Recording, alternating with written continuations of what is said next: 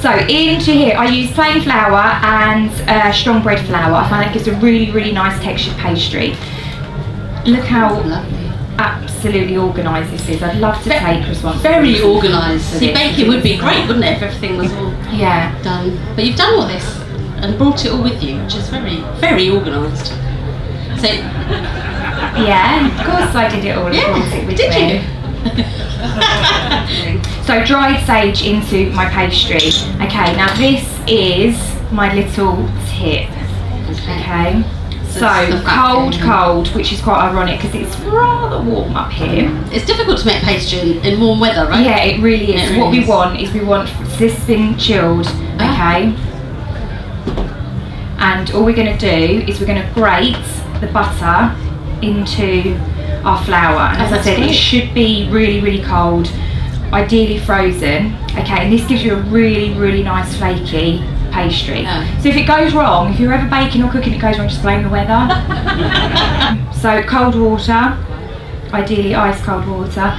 Start with about 3, okay, because you can always add more, but you can't take it back. Blunt knife, never your hands with pastry because it's just going to warm it up. Without handling it too much, you then just want to bring your pastries together. So that's all it is, okay? You still got your flecks of butter through there. So then what you will do, okay, you will wrap that in cling film. Yeah.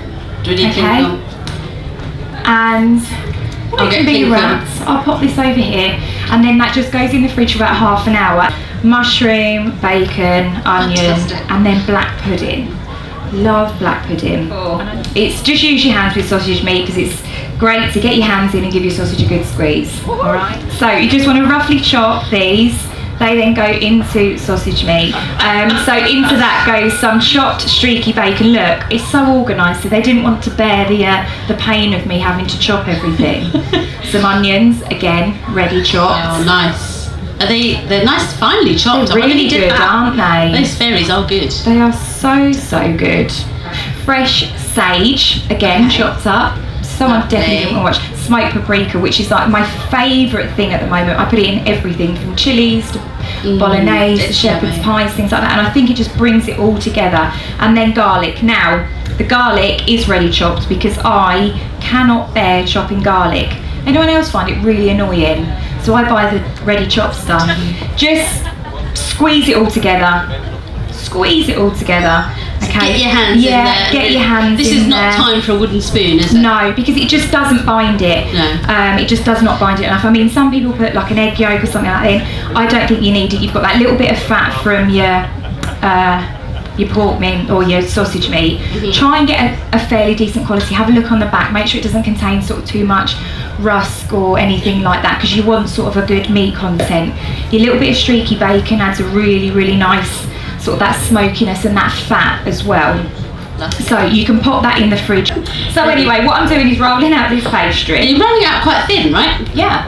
So keeping it thin will help. Yeah, it helps it cook because obviously then if you cook it too much, the pastry's nice and crispy, but then you've got that dry mixture as well. And pork can dry out quite quickly. They've obviously got that bacon in there, which will keep it nice and moist. We don't go small sausage rolls. These want to be loads and loads of lovely filling. Okay, so you've got all those flavours, you've got a nice bit of black pudding in there as well. So we're going to chop them down. Nice big chunky ones. Yeah, into sort of several bite pieces. That. That's at least one portion. Exactly. So those are just going onto a baking tray. They're going to go onto a baking tray. I love the fact there's so much filling in there. Yeah. Like the pastry's this thin and then packed with filling. No one wants an underfilled sausage roll. So I'm just egg washing these. We'll give them a nice bit of shine because then what we're going to do is we're going to top them with some poppy seeds and some sesame seeds for a nice little bit of crunch, a little bit of texture. So they go into the oven for on about 180, 190.